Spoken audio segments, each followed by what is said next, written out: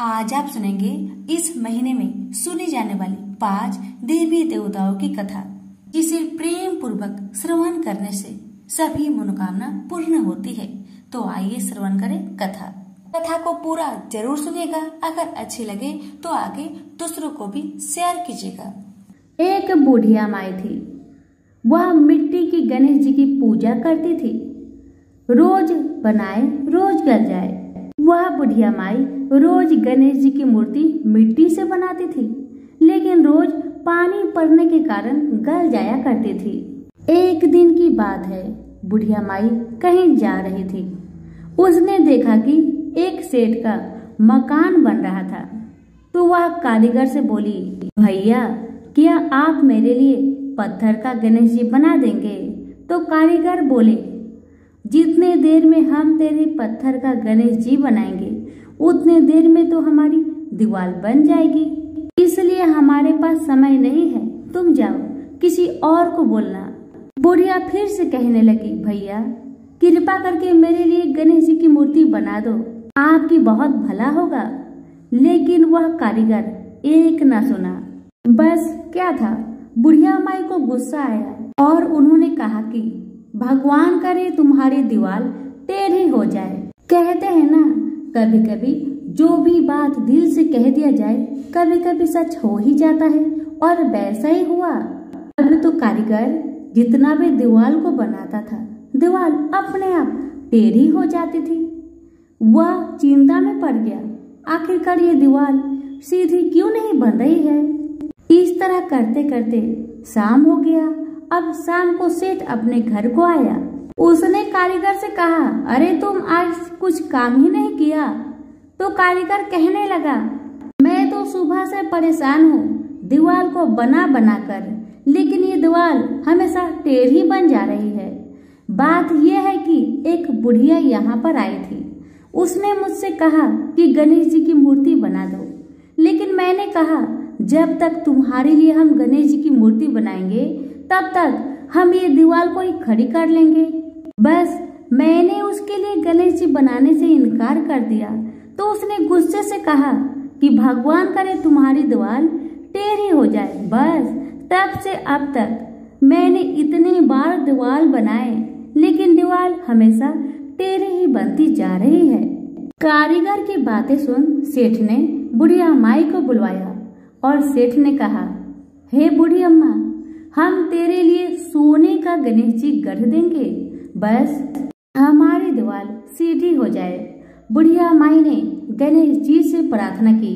गणेश जी की कृपा से सेठ का दीवार सीधी हो गई और सेठ जी ने खुशी खुशी मन से सोने की गणेश जी बनवाकर बुढ़िया माई को दे दिया। अब तो बुढ़िया माई हर दिन प्रेम पूर्वक गणेश जी का पूजन करने लगी। तो सभी प्रेम से बोलिए, गणेश भगवान की जय। किसी गांव में एक निर्धन ब्राह्मण अपने पत्नी और पुत्र के साथ रहता था। ब्राह्मण को जो उस गांव से भिक्षा मिलती थी, उसी से वह अपने परिवार का भरण पोषण करता था। एक दिन ब्राह्मणी अपने पति से बोली, मुझे अपनी कोई चिंता नहीं है स्वामी, मैं आपके साथ भूखी प्यासी रहकर भी अपना जीवन व्यतीत कर सकती हूँ, लेकिन मुझे अपने बेटे की भूख प्यास नहीं देखी जाती। ब्राह्मण बोला, मैं तुम्हारी भावनाओं को समझता हूँ प्रिय, लेकिन भाग्य के लेख को विधाता भी नहीं बदल सकता। हमारे भाग्य में निर्धन रहना ही लिखा है। ब्राह्मणी बोली, भाग्य के भरोसे बैठा रहना मूर्खता के सिवा कुछ नहीं है। अगर इंसान कोशिश करे तो वह कर्म करके अपने भाग्य को बदल सकता है। आप कहीं परदेश में जाइए, मुझे विश्वास है कि आप वहाँ अच्छी आय करेंगे और हमारा भाग्य बदल जाएगा। ब्राह्मण बोला, तुम्हारी बात तर्क संगत है प्रिय, मगर मुझे भिक्षा मांगने और पंडिताइन के सिवा कोई काम नहीं आता। ब्राह्मणी बोली, हमारे गांव में आपकी पंडिताई की कोई कद्र नहीं है। किसी दूसरे या नगर में आपकी पंडिताई चल निकले तो हमारे बुरे दिन फिर जाएंगे। अपनी पत्नी की सलाह मानकर ब्राह्मण दूसरे नगर में पहुंच गया। उसका दुर्भाग्य उस पर घात लगाए बैठा था। नगर में उसे कोई टके सेर पूछने वाला भी नहीं था। हालातों को देखते हुए वह सोचने लगा कि इस नगर से उसका गांव ही अच्छा है।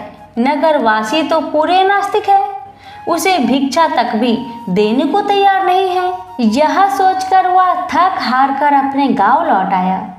एक दिन वह भिक्षा मांगकर लौट रहा था, तभी उधर से भगवान शिव और माता पार्वती साथ गुजर रहे थे।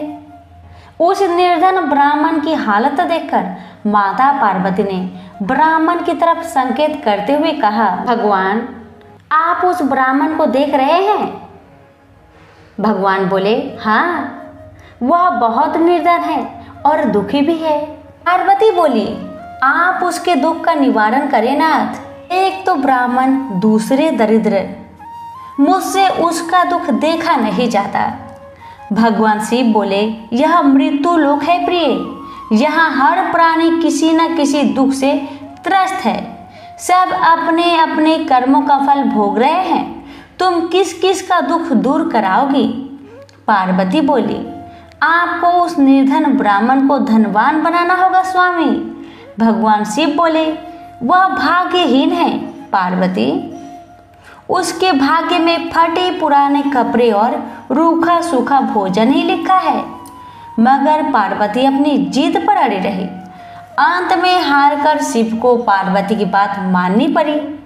उन्होंने उस रास्ते में, जिस रास्ते से ब्राह्मण जा रहा था, सोने की एक ईंट डाल दी। अचानक ब्राह्मण को क्या सूझा, उसने सोचा कि वह आंखें बंद करके कितनी दूर तक चल सकता है। यह सोचकर वह अपनी आंखें बंद करके चलने लगा और सोने की ईंट के बिल्कुल समीप से होकर आगे गुजर गया। काफी दूर आगे जाने के बाद ही उसने अपनी आंखें खोली। यह देख भगवान शिव मुस्कुराते हुए बोले, हमने तुमसे कहा था ना प्रिय कि वह ब्राह्मण भाग्यहीन है। भाग्यहीन मनुष्य कभी धन प्राप्त नहीं कर सकता। और फिर भगवान शिव पार्वती के साथ कैलाश पर्वत लौट गए। लेकिन वहां पहुंचने के बाद पार्वती जी उस निर्धन ब्राह्मण के बारे में सोचने लगी। वह किसी न किसी तरह उस ब्राह्मण को देखना चाहती थी। पार्वती को उदास देखकर भगवान शिव ने पूछा, क्या बात है प्रिय, इतना उदास क्यों हो? पार्वती ने भगवान शिव से निवेदन किया, स्वामी, उस निर्धन ब्राह्मण का परिवार 3 सदस्य का है। उनमें आप किसी एक को धनवान बना दीजिए। ब्राह्मण परिवार की दरिद्रता मिट जाएगी। आप उन तीनों को एक एक वर दे। मुझे उम्मीद है कि वे तीनों आपसे दौलत का वर ही मांगेंगे। इस तरह वे धनवान बन जाएंगे। भगवान शिव बोले, ठीक है प्रिय, जैसा तुम चाहोगी वैसा ही होगा। और फिर कुछ दिनों बाद भगवान शिव पार्वती के साथ ब्राह्मण के घर पहुंचे। साक्षात भगवान शिव और माता पार्वती को देखकर ब्राह्मण परिवार आत्मा विभोर हो उठा। उन्होंने भगवान शिव और पार्वती के चरण स्पर्श किए। शिव भगवान बोले, मैं तुम तीनों को एक एक वर देना चाहता हूँ। तुम तीनों अपनी इच्छा अनुसार वर मांग सकते हो। ब्राह्मणी उतावली होते हुए बोली, पहले मुझे वर दीजिए प्रभु। भगवान शिव ने कहा, मांगो, क्या चाहती हो? काफी सोचने समझने के बाद ब्राह्मणी बोली, भगवान, मुझे दुनिया की सबसे अधिक खूबसूरत और जवान औरत बना दीजिए। मरते दम तक मेरी जवानी और सुंदरता कायम रहे। भगवान शिव ने मुस्कुराकर कहा, तथास्तु। अगले ही पल बूढ़ी ब्राह्मण एक जवान और खूबसूरत युवती के रूप में बदल गई। उसी समय उनके घर के सामने से एक गांव के जमींदार का पुत्र गुजर रहा था, जो घोड़े पर सवार था। उसने खूबसूरत ब्राह्मणी को देखा तो उस पर मुग्ध हो उठा। वह इस खूबसूरत ब्राह्मणी से शादी करेगा। यह सोचकर उसने उसे अपने घोड़े पर बैठाया और घोड़ा अपनी हवेली की तरफ ले दौड़ा। यह देख ब्राह्मण अपनी छाती पीटते हुए विलाप करने लगा, हाय मेरी पत्नी। भगवान शिव ने कहा, रो मत ब्राह्मण श्रेष्ठ, तुम भी मुझसे कोई वर मांग लो, जो मांगोगे तुम्हें मिलेगा। भगवान शिव सत्वाना देते हुए बोले, मेरी पत्नी को वापस बुला लीजिए प्रभु, मुझे इसके सिवा कुछ भी नहीं चाहिए। ब्राह्मण ने निवेदन करते हुए कहा। भगवान शिव बोले, तथास्तु। देखते ही देखते ब्राह्मण वहां खड़ी थी। अपनी पत्नी को अपने सामने देखकर ब्राह्मण राहत की सांस ली। भगवान शिव ने ब्राह्मण के पुत्र से कहा, तुम क्या वर मांगना चाहते हो बेटा? ब्राह्मण पुत्र ने काफी सोचने समझने के बाद कहा, भगवान मुझे कुछ नहीं चाहिए, लेकिन आप मेरे माँ को पहले जैसे बूढ़ी बना दीजिए। भगवान ने कहा, तथास्तु। भगवान शिव ने कहा और अगले ही पल ब्राह्मणी पहले के समान बूढ़ी हो गई। ब्राह्मण परिवार की मूर्खता पर पार्वती ने अपने माथा पीट लिया। सोचने लगी कि तीनों ही वास्तव में ही भाग्यहीन हैं। विधि ने उनके भाग्य में जो लिख दिया है उसे देवी देवता भी नहीं बदल सकते। प्रेम से बोलिए उमापति शंकर भगवान की जय। प्राचीन काल में नंदी नामक वैश्या अपनी नगरी के एक धनी मानी और प्रतिष्ठित पुरुष थे। वे बड़े सदाचारी और वर्णाश्रमोचित धर्म का दृढ़ता से पालन करते थे। प्रतिदिन श्रद्धा भक्ति पूर्वक भगवान शंकर की पूजा करने का तो उन्होंने नियम ही ले रखा था। जिस मंदिर में नंदी वैश्य पूजा करते थे वह बस्ती से कुछ दूर जंगल में था। एक दिन की बात है कि कोई की रात शिकार खेलता हुआ उधर से निकला। वह प्राणियों की हिंसा करता था। उसकी बुद्धि जट प्राय थी, उसमें विवेक का लेश भी नहीं था। दोपहर का समय था, वह भूख प्यास से व्याकुल हो रहा था। मंदिर के पास आकर वहां के सरोवर में उसने स्नान किया और जलपान करके अपनी प्यास बुझाई। जब वह वहां से लौटने लगा तब उसकी दृष्टि मंदिर पर पड़ी और उसके मन में यह इच्छा हुई कि मंदिर में चलकर भगवान का दर्शन कर लूं। उसने मंदिर में जाकर भगवान शिव का दर्शन किया और अपनी बुद्धि के अनुसार उनकी पूजा की। उसने कैसी पूजा की होगी इसका अनुमान सहज ही लग सकता है। न उसके पास पूजा की सामग्री थी और न वह उसे जानता ही था कि इस सामग्री का उपयोग किस विधि से किया जाता है। यह जानने की भी उसे आवश्यकता नहीं प्रतीत हुई कि उसने देखा कि लोगों ने स्नान कराकर बेलपत्र आदि चढ़ाए हैं। उसने एक हाथ से बेलपत्र तोड़ा, दूसरे हाथ में मांस पहले से ही था। गंडूस जल से स्नान कराकर उसने बेलपत्र और मांस चढ़ा दिया। भील मांस भोजी था। उसको इस बात का पता नहीं था कि देवता को मांस नहीं चढ़ाना चाहिए।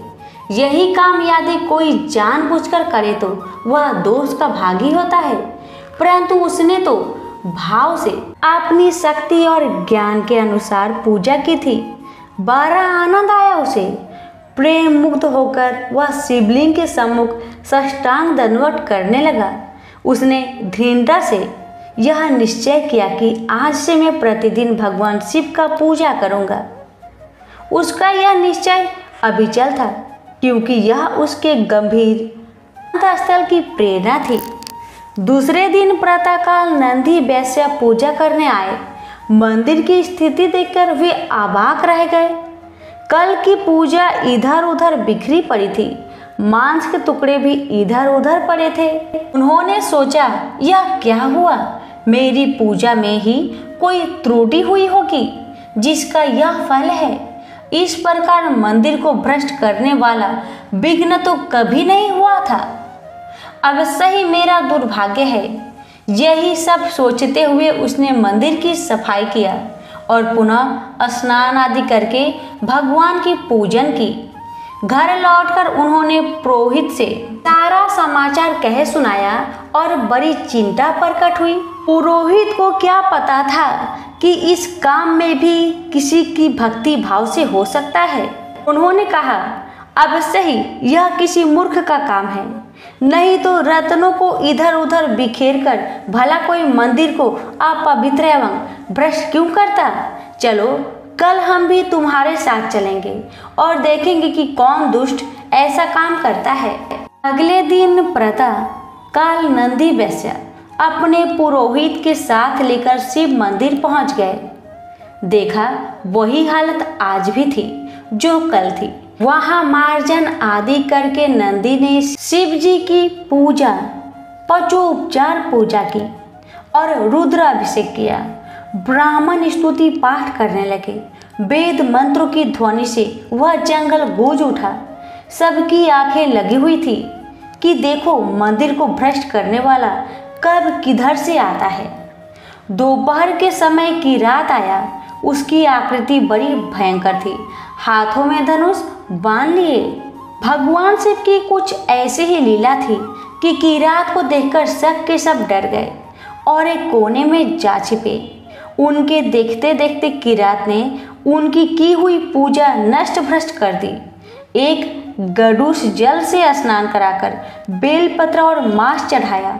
जब वह साष्टांग प्रणाम करके चला गया तब नंदी वैश्या और ब्राह्मणों की जी में जी आया और सब बस्ती में लौट आए। नंदी को व्यवस्था मिली कि उस लिंग मूर्ति को ही अपने घर ले जाना चाहिए।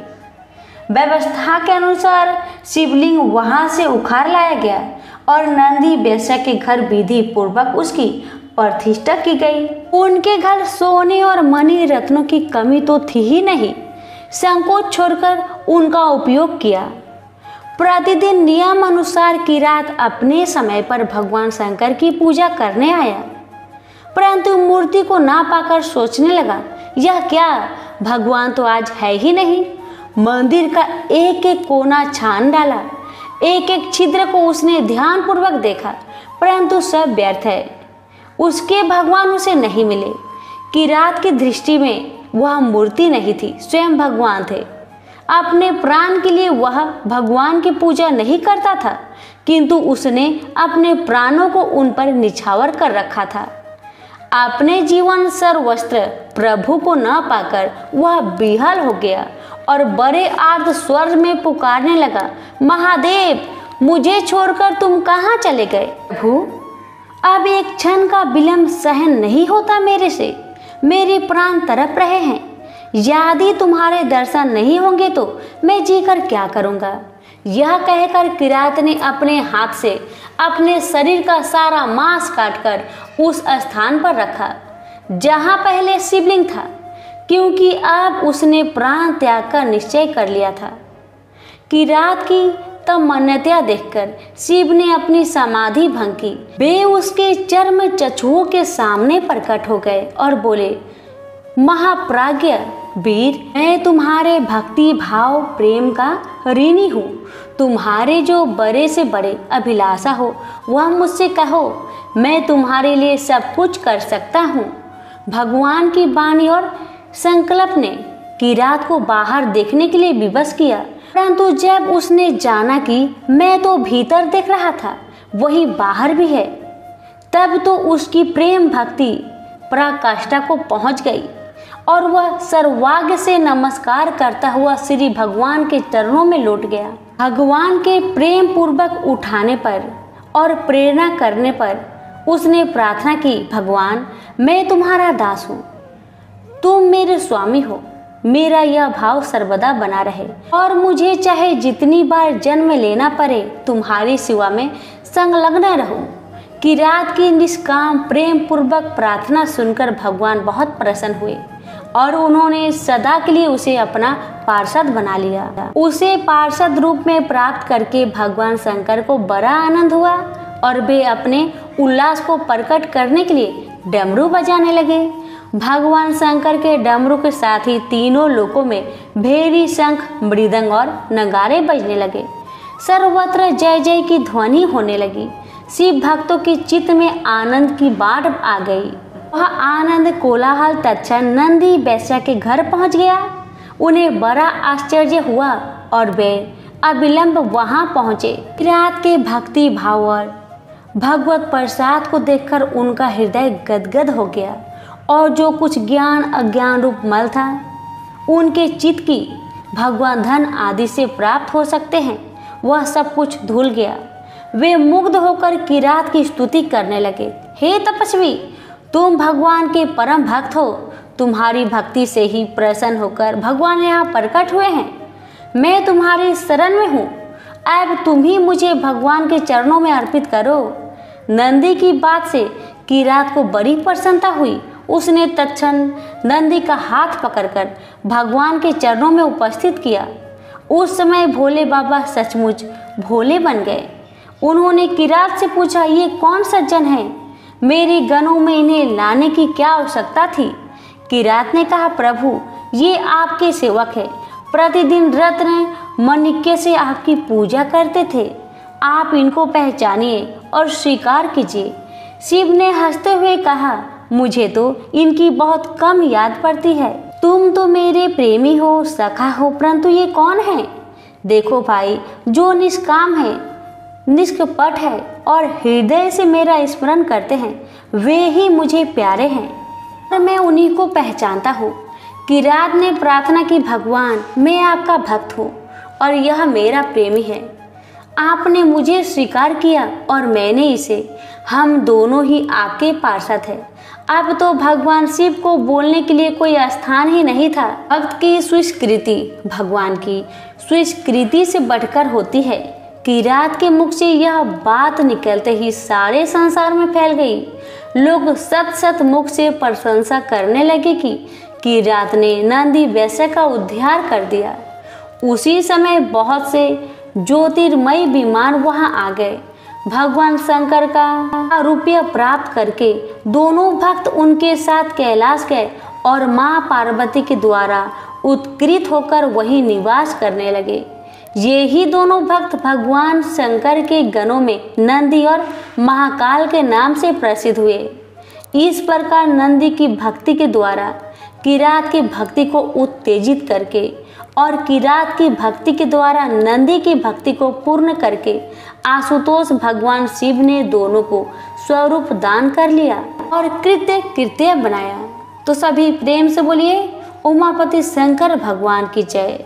कथा को लाइक शेयर जरूर करें। भगवान आपकी और हमारी सभी की मनोकामना को पूर्ण करे। धन्यवाद। अटपट नगरी का एक गरीब ब्राह्मण लकड़ियों और घास के लिए हर रोज जंगल में जाया करता था। एक दिन उसने वहां वन देवियों को सूरज भगवान की पूजा करते हुए देखा। सूर्य नारायण के आह्वान का उनका अनुष्ठान अनूठा था।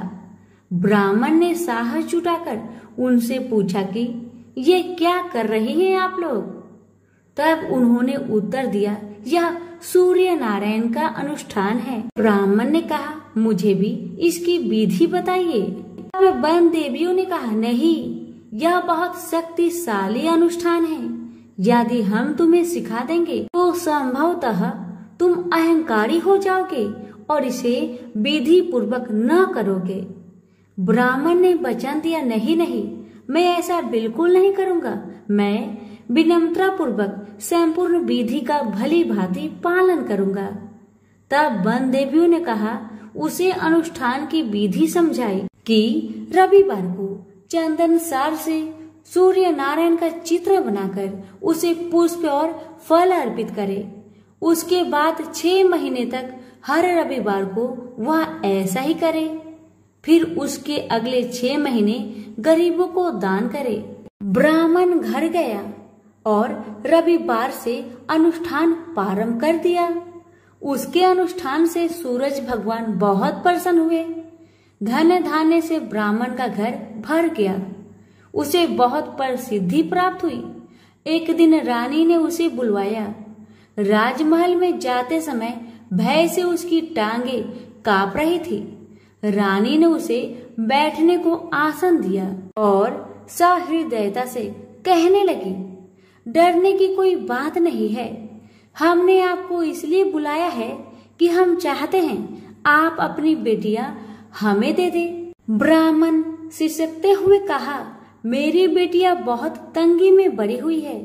राजवंश में उनके साथ चाकरों के समान आप व्यवहार करेंगी। रानी ने उसे आश्वस्त किया कि नहीं नहीं, ऐसी बात नहीं है, आप चिंता न करें, उनके साथ राजसी व्यवहार किया जाएगा। एक का राजा से विवाह होगा और दूसरी का मंत्री से होगा। ब्राह्मण ने खुशी खुशी रानी का प्रस्ताव स्वीकार कर लिया। शीघ्र ही विवाह हो गए और ब्राह्मण की बिटिया ससुराल चली गई। पूरे 12 बरस ब्राह्मण उनसे मिलने नहीं आया। वह अपने काम और काज में और अनुष्ठान में व्यस्त रहता था। अंततः 12 बरस बाद उसने बेटियों से मिलने की सोची। पहले वह बड़ी बेटी के पास गया। बड़ी बेटी राजा से ब्याही थी। बेटी ने पिता को रत्नजड़ित चौकी पर बिठाया, सुगंधित जल से उनके हाथ पैर धुलवाए और मिठाई परोसी। ब्राह्मण ने कहा, जलपान से पहले तुम मेरी कथा सुनोगी? पर बेटी ने कहा, नहीं बाबा, आज मुझे अवकाश नहीं। महाराज अखेट के लिए प्रस्थान करने वाले हैं, मुझे उनके खाने की व्यवस्था करनी होगी। ब्राह्मण को उसका व्यवहार बहुत अशिष्ट लगा। वह क्रोध होकर वहां से चल पड़ा। ब्राह्मण वहां से छोटी बेटी के पास गया, जो कि मंत्री से ब्याही गई थी। बेटी पिता को देखकर बहुत प्रसन्न हुई। बेटी ने उसे नक्काशीदार चौकी पर बिठाया, सुगंधित जल से हाथ पांव धुलवाए और उनके खाने के लिए मिठाई लेकर आई। ब्राह्मण ने कहा, बेटी, जलपान से पहले तुम्हें मेरी कथा सुननी होगी। बेटी ने कहा, हाँ अवश्य बाबा, कथा सुनकर मुझे प्रसन्नता होगी। यह कहकर वह घर के भीतर जाकर 6 मोती लेकर आई। 3 मोती पिता के हाथ पर रखे और 3 अपने हाथ में रखे। यह कथा ब्राह्मण ने आज से पहले किसी को नहीं सुनाई थी।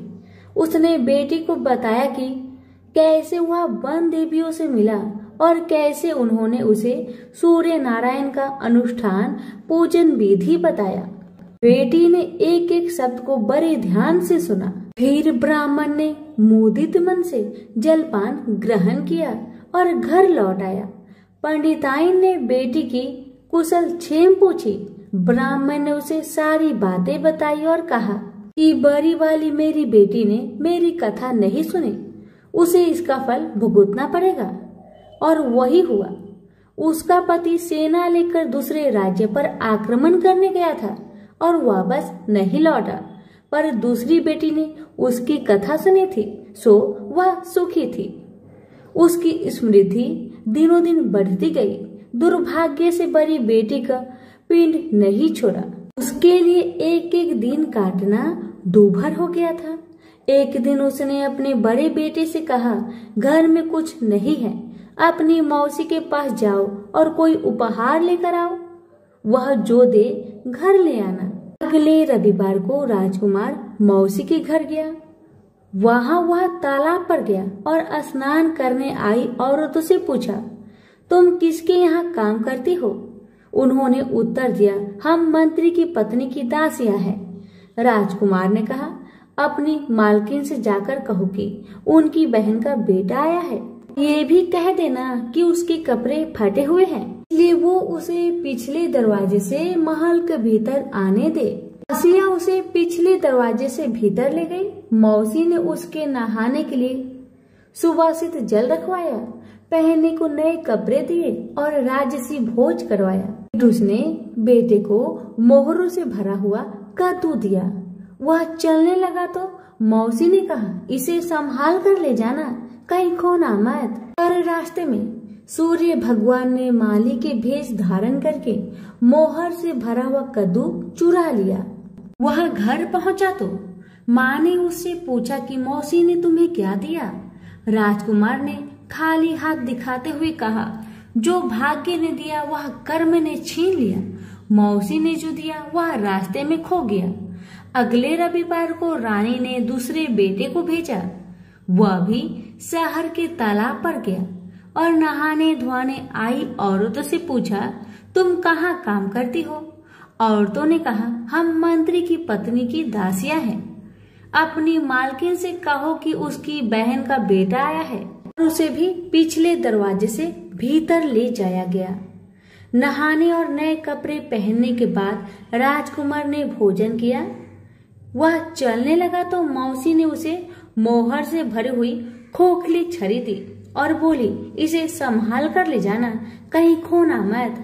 रास्ते में सूरज भगवान ग्वाले का रूप धरकर आए और उसकी छड़ी चुरा लिए।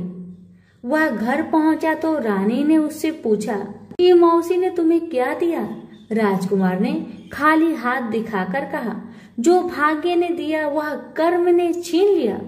तीसरे रविवार को रानी ने तीसरे बेटे को भेजा।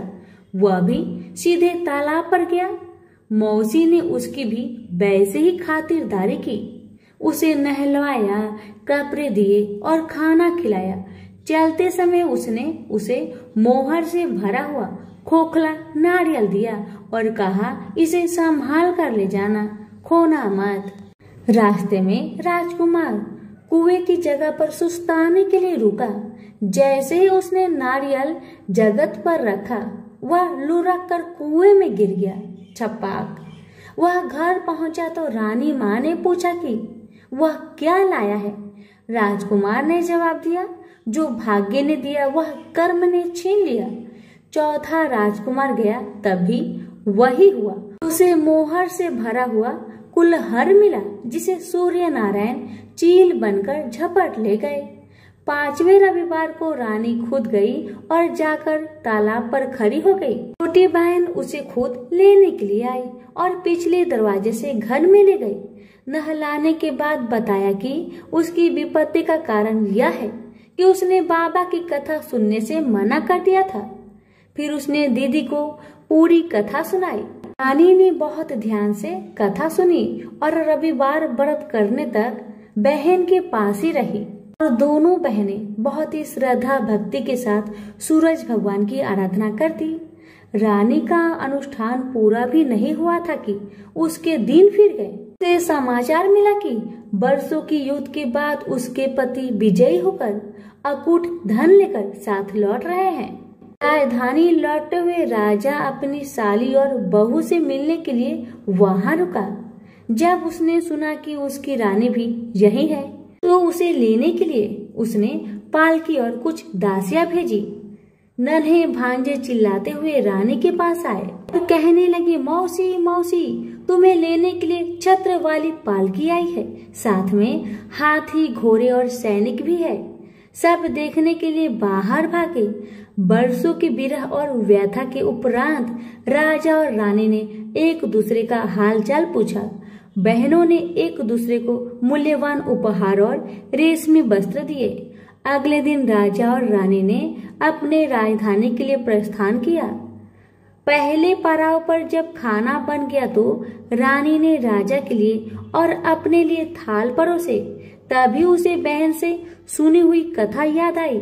उसने नौकरों को आदेश दिया कि वे पास के गांव में जाए और किसी निर्धन को लाए जो भूखा हो।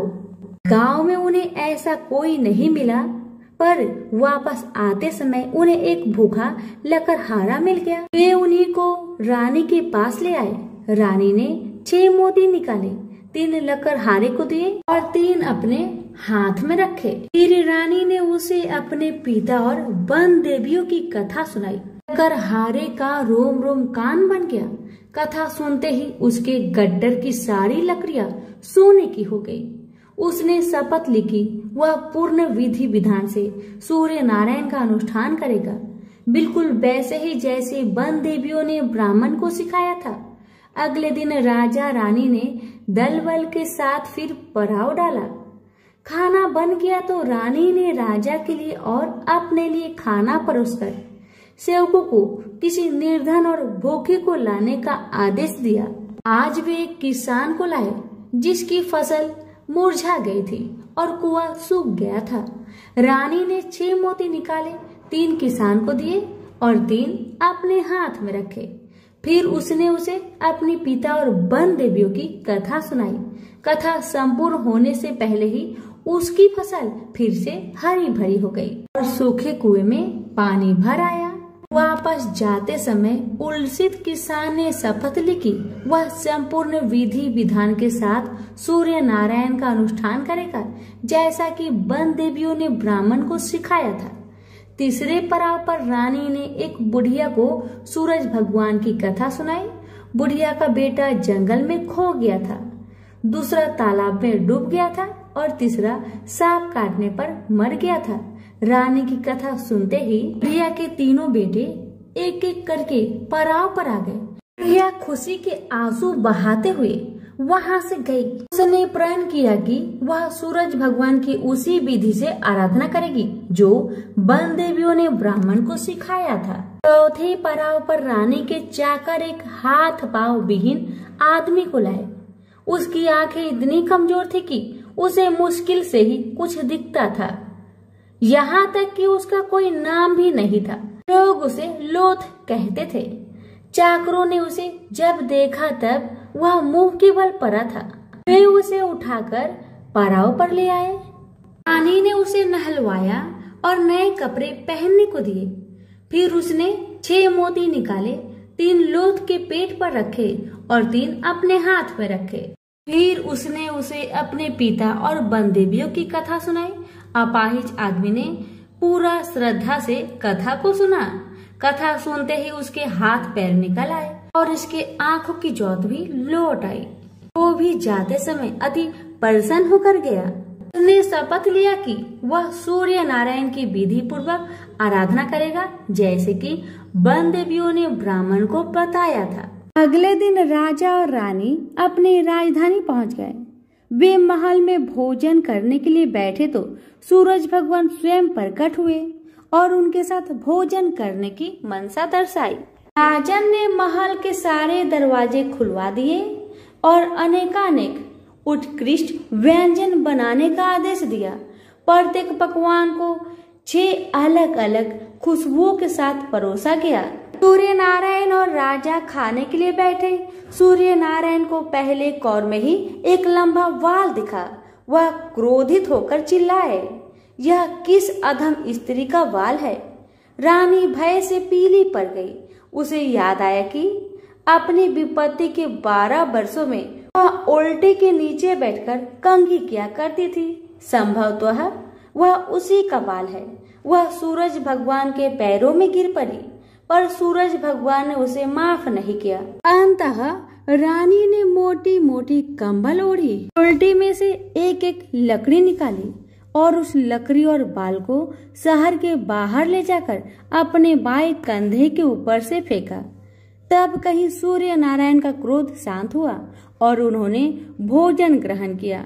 ब्राह्मण, राजा, रानी, उनके बच्चे, मंत्री की पत्नी, लकड़हारा, किसान, बुढ़िया और वह आदमी जिसे लोथ कहा जाता था, सभी को सूर्य नारायण की अनुकंपा से लंबी आयु मिली। जब तक वो जिए सुख से जिए।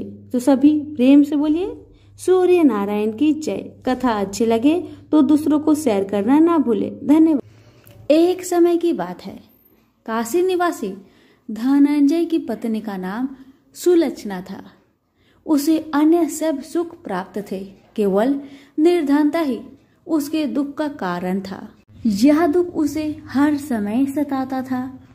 एक दिन सुलक्षणा पति से बोली, स्वामी आप कुछ उद्यम करो तो काम चले, इस प्रकार कब तक काम चलेगा। सुलक्षणा की बात धनंजय के मन में बैठ गया और वह उसी दिन विश्वनाथ शंकर जी को प्रसन्न करने के लिए बैठ गया और कहने लगा, हे देवाधिदेव विश्वेश्वर, मुझे पूजा पाठ कुछ नहीं आता, केवल आपके भरोसे बैठा हूँ। इतनी विनती करके वह 2-3 दिन भूखा प्यासा बैठा रहा। यह देखकर भगवान शंकर ने उसके कान में अन्नपूर्णा अन्नपूर्णा अन्नपूर्णा इस प्रकार 3 बार कहा। यह कौन क्या कह गया? इसी सोच में धनंजय पड़ गया कि मंदिर से आते जाते ब्राह्मण को देखकर पूछने लगा, पंडित जी अन्नपूर्णा कौन है? ब्राह्मणों ने कहा, तू अन्न छोड़कर बैठा है, सो तुझे अन्न की ही बात सूझती है, जा घर जाकर अन्न ग्रहण कर। धनंजय घर गया, स्त्री से सारी बात कही। वह बोली, नाथ आप चिंता ना करें, स्वयं शंकर जी ने यह मंत्र आपको दिया है, वे स्वयं ही खुलासा करेंगे, आप फिर जाकर उनकी आराधना करें। धनंजय फिर जैसा का तैसा पूजा में बैठ गया। रात्रि में शंकर जी ने आज्ञा दी, कहा तू पूर्व दिशा में चला जा, वह अन्नपूर्णा का नाम जपता जाता और रास्ते में फल खाता, झरनों का पानी पीता जाता। इसी प्रकार कितने ही दिनों तक चलता गया। वहां उसे चांदी सी चमकती वन की शोभा दिखने में आई। सुंदर सरोवर दिखने में या उसके किनारे कितनी ही अप्सराएं झुंड बनाए बैठी थी और सब मां अन्नपूर्णा इस प्रकार बार बार कहती थी। यह अगहन मास की उजेली रात्रि थी और आज से ही व्रत का ये आरंभ था। जिस शब्द की खोज करके वह निकला था वह उसे वहां सुनने को मिला। धनंजय ने उनके पास जाकर पूछा, हे देवियों, आप यह क्या कर रही हो? उन सब ने कहा, हम सब मां अन्नपूर्णा का व्रत करते हैं। व्रत करने से क्या होता है? यह किसी ने किया भी है? इसे कब किया जाए? कैसा व्रत है और कैसी विधि है? मुझे भी कहो। वे कहने लगी, इस व्रत को सब कोई कर सकता है। 21 दिन तक के लिए 21 गांठ का सूत लेना चाहिए। 21 दिन या दिन ना बने तो 1 दिन उपवास करे, या भी ना बने तो केवल कथा सुनकर प्रसाद ले। निराहार रहकर कथा कहे, कथा सुनने वाला कोई ना मिले तो पीपल के पत्तों को रख, सुपारी या घृत कुमारी वृक्ष को सामने कर, दीपक को साक्षी कर, सूर्य, गाय, तुलसी या महादेव को बिना कथा सुनाए मुख में दाना न डाले। यदि भूल से कुछ बढ़ जाए तो 1 दिवस फिर उपवास करे। व्रत के दिन क्रोध न करे और झूठ न बोले। धनंजय बोला, इस व्रत के करने से क्या होगा? वे कहने लगी, इसके करने से अंधों को नेत्र मिले, लूलों को हाथ मिले, निर्धन के घर धन आए, बाजिन को संतान मिले, मूर्खों को विद्या आए। जो जिस कामना से व्रत करे माँ उसकी इच्छा पूरी करती है। वह कहने लगा, बहनों, मेरे भी धन नहीं है, विद्या नहीं है, कुछ भी तो नहीं है। मैं तो दुखिया ब्राह्मण हूँ, मुझे इस व्रत का सूत दोगी? हाँ भाई, तेरा कल्याण हो, तुझे देगी। ले, इस व्रत का मंगल सूत्र ले। धनंजय ने व्रत किया। व्रत पूरा हुआ तभी सरोवर में से 21 खंड की स्वर्ण सीढ़ी हीरा मोती जड़ी प्रकट हुई। धनंजय जय अन्नपूर्णा अन्नपूर्णा कहता जाता था।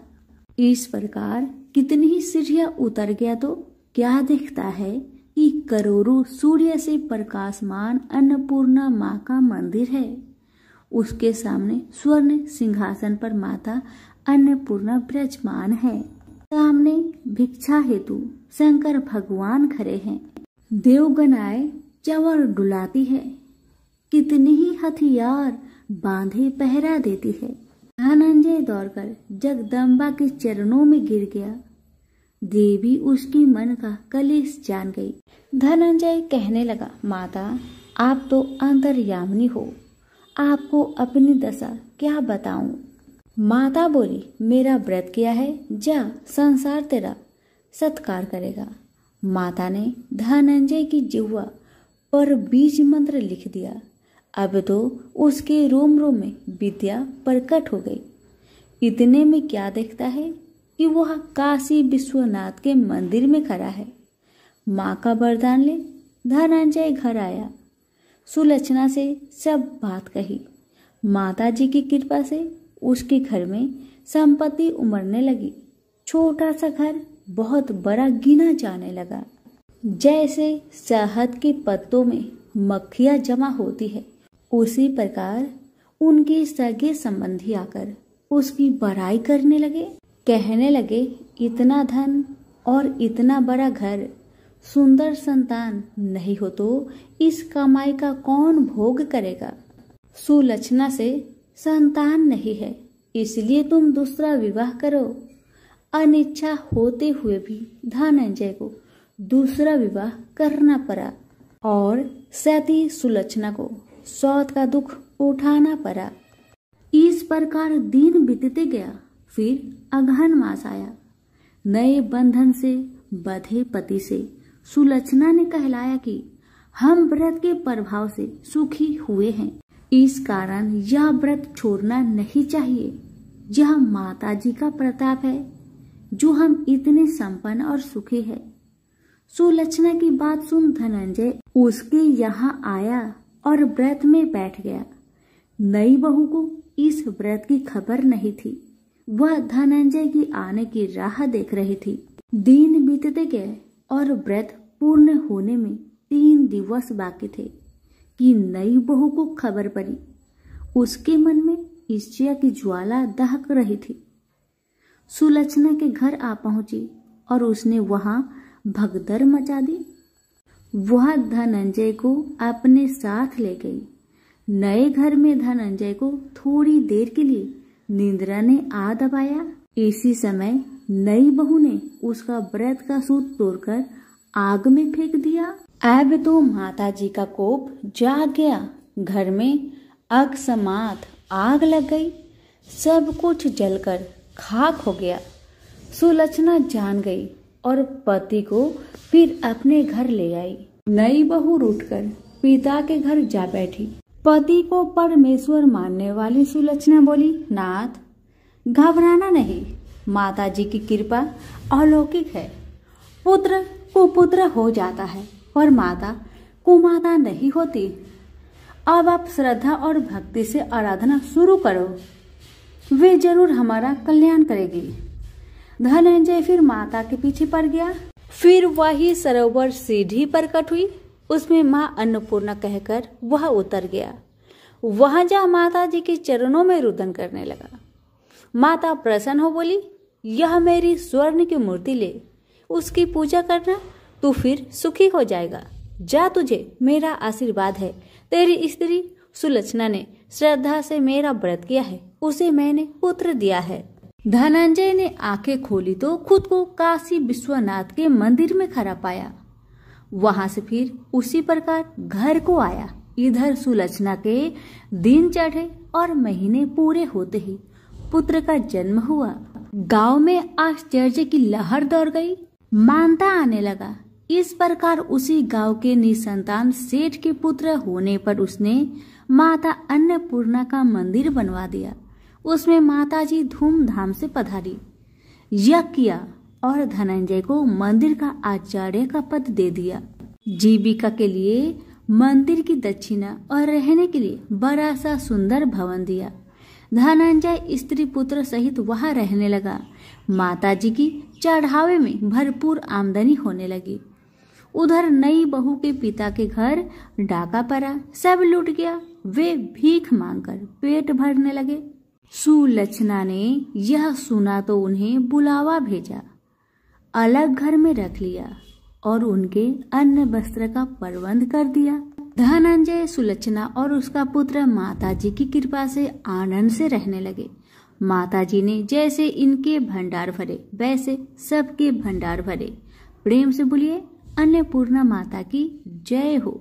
लक्ष्मी माता और अलक्ष्मी की कहानी। समुद्र मंथन के समय जब लक्ष्मी जी प्रकट हुई, कौस्तुभ मणि और लक्ष्मी जी विष्णु जी को मिले। जब विष्णु जी लक्ष्मी जी को अपनी पत्नी के रूप में स्वीकार करने लगे, तब लक्ष्मी जी ने कहा, मेरी एक बड़ी बहन और लक्ष्मी भी है। और सनातन धर्म में कहा गया है कि पहले बड़ी बहन का विवाह होने के बाद ही छोटी बहन का विवाह होता है। आप पहले मेरी बड़ी बहन और लक्ष्मी का विवाह संपन्न कराए। तब एक उद्धालक नामक तपस्वी से विष्णु जी ने और लक्ष्मी का विवाह कर दिया। और लक्ष्मी के लाल नेत्र, दुर्बल शरीर, रूखे बाल थे, किंतु विष्णु जी के वाक्य के अनुसार उद्धालक ने उनसे विवाह किया और उन्हें अपने आश्रम ले गए। आश्रम में हवन सामग्री, वेद मंत्र, इन सब के होने के कारण लक्ष्मी को बहुत परेशानी हुई। उसने कहा, यह स्थान मेरे रहने योग्य नहीं है, जहाँ यज्ञदान आदि अतिथियों का सत्कार और पति पत्नी प्रेम से रहे, मैं वहाँ नहीं रह सकती। जहाँ दिन रात लड़ाई झगड़े हो, अतिथियों का सत्कार ना होता हो, मुझे ऐसा स्थान प्रिय है। तो उद्धालक और लक्ष्मी के साथ उनके लिए निवास स्थान ढूंढने के लिए निकले और उसको एक पीपल के वृक्ष के नीचे बैठा दिया। कहा कि जब तक मैं वापस ना लौटूं तब तक तुम यहीं पर रहना। जैसे ही कुछ समय बीत गया और लक्ष्मी वहीं बैठी रही, किंतु उद्धालक वापस नहीं आए। और लक्ष्मी ने विलाप करना शुरू किया और उसका विलाप सुनकर लक्ष्मी जी ने विष्णु जी से कहा कि मेरी बहन किसी परेशानी में है, उसके रुदन की आवाज आ रही है। तब विष्णु जी और लक्ष्मी जी और लक्ष्मी के पास आए और विष्णु जी ने और लक्ष्मी को कहा कि पीपल का वृक्ष भी मेरा ही रूप है, तुम इसी वृक्ष पर निवास करो। अब जो तुम्हारी नित्य पूजा करेगा तुम उनकी सब मनोकामना को पूर्ण करो। तभी से लक्ष्मी का निवास स्थान पीपल के वृक्ष पर है। विष्णु जी का स्वरूप होने के कारण और लक्ष्मी जी की बड़ी बहन का निवास स्थल होने के कारण पीपल का वृक्ष हमारे लिए पूजनीय है। प्रेम से बोलिए लक्ष्मी नारायण की जय हो। वज्र भूमि में भगवान श्री कृष्ण के एक परम भक्त रहते थे। उनका नाम था कुंभदास। कुंभदास का एक पुत्र था रघुनंदन। कुंभदास हर समय प्रभु श्री कृष्ण की भक्ति में लीन रहते थे और पूरे नियम से भगवान की सेवा करते थे। वे उन्हें छोड़कर कहीं नहीं जाते थे ताकि उनकी सेवा में कोई विघ्न न हो जाए। एक दिन वृंदावन से उनके लिए भगवत कथा करने का न्योता आया। पहले तो उन्होंने मना कर दिया, लेकिन लोगों के जोर देने से वे कथा के लिए जाने को तैयार हो गए। उन्होंने सोचा कि भगवान की सेवा की तैयारी करके वे रोजाना कथा करके वापस लौट आएंगे, जिससे भगवान का सेवा नियम भी नहीं टूटेगा। उन्होंने अपने पुत्र को समझा दिया कि वे भोग तैयार कर चुके हैं, तुम बस समय पर ठाकुर जी को भोग लगा देना। कुंभदास ने अपने पुत्र रघुनंदन को समझाया और वहां से प्रस्थान कर गए। जब बालक का रूप धारण कर भोजन करने आए श्री कृष्ण, रघुनंदन ने भोजन की थाली ठाकुर जी के सामने रखी और सरल मन से आग्रह किया कि ठाकुर जी आओ और भोग लगाओ। उसके बाल मन में यह छवि थी कि वे आकर अपने हाथों से भोजन करेंगे। हम सभी भोजन करते हैं। उसने बार बार ठाकुर जी से आग्रह किया, लेकिन भोजन तो वैसा का वैसा ही रखा रहा। अब रघुनंदन उदास हो गया और रोते हुए पुकारा कि ठाकुर जी आओ और भोग लगाओ। जिसके बाद ठाकुर जी ने एक बालक का रूप धारण किया और भोजन करने बैठ गए। ये हर्ष देख रघुनंदन भी प्रसन्न हो गया। रात को जब कुंभदास जी ने लौटकर पूछा, बेटा तुमने ठाकुर जी को भोग लगाया था?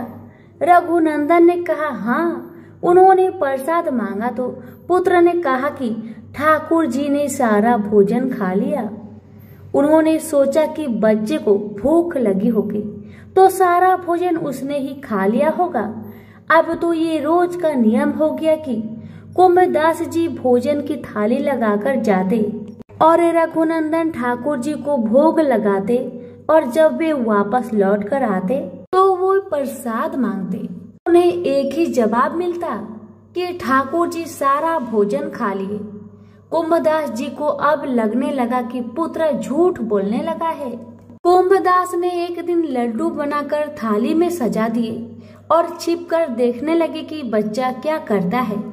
रघुनंदन ने रोज की तरह ही ठाकुर जी को पुकारा तो ठाकुर जी बालक के भेष में प्रकट होकर आए और लड्डू खाने लगे।